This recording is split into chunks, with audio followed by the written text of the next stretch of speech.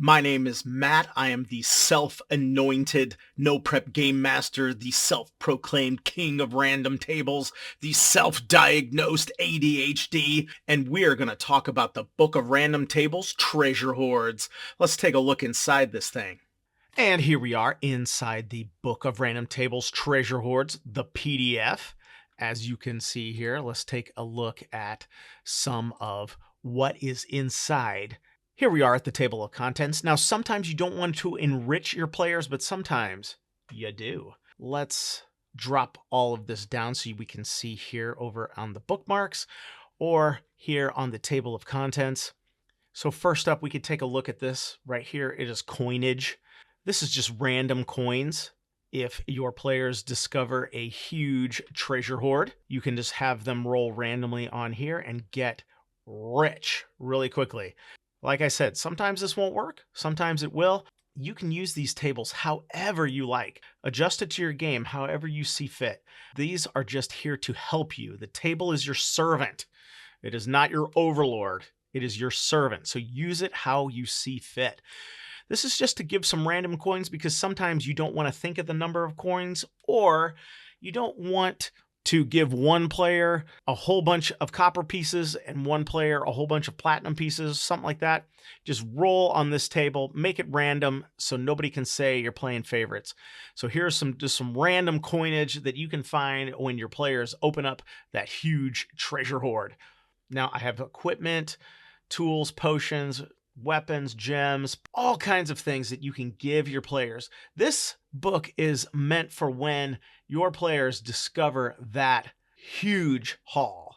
And of course, if it is a dragon hoard, dragons hoard everything. That's why there are medals and gemstones.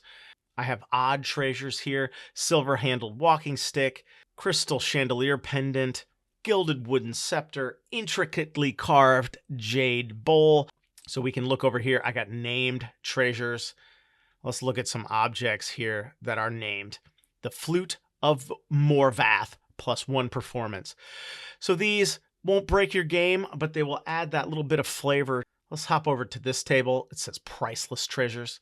So here are the really big ones that you can give your players. They don't offer any mechanical benefits. They could be the objects of quests. So here are only 10 of those because sometimes these could break the game, but these could be your MacGuffin that you use to get your players to travel to the ancient library or wherever this treasure hoard is hidden.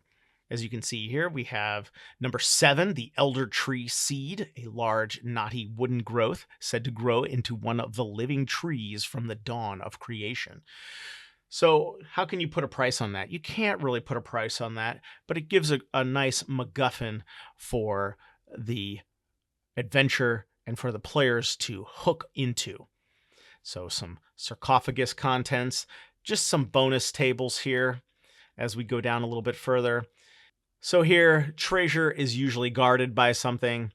Give your players a little something extra that's not found in the monster manual or in some bestiaries by other games.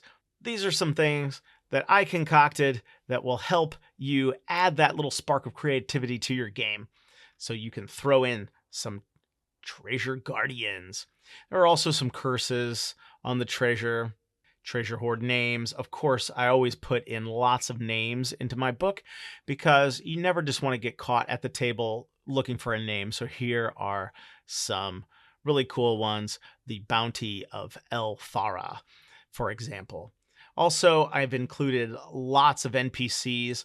I have claimants to the treasure, so dragons and mad kings don't ask permission to gather up this treasure. They steal it. So there are people who will claim that they own this treasure, and this could add complications to the PCs trying to gather up this treasure.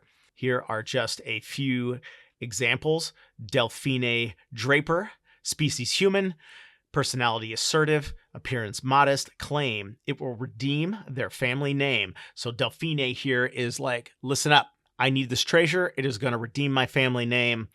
And she could provide many, many complications to your party. I also have quite a few other NPCs. expedition sponsors, as you can see here. Harlan Goodbarrel, species halfling, profession or position is a grain merchant. His personality is inventive, so he could hire the party to go look for this treasure hoard. I also have rival hunters. Let's just jump into rival hunter table 2. Lavina Gilchrist, human, personality ambitious, appearance greasy, past weary explorer. So this person right here could be the foil to the PCs. Very common trope in treasure hunting fiction is that there is always a rival party that enhances the drama, and it also adds a timer to your adventure that the player characters have to get there quickly before somebody else does. That just heightens your drama, makes your adventure feel better. All right, that's just a look really quick inside. Let's head on out back into the real world. I hope you enjoyed that look inside the Book of Random Tables Treasure Hoards. It can be found at Amazon.com, at DriveThruRPG.com, my own website, dicegeeks.com. Check it out, level up your games, and until next time, keep gaming.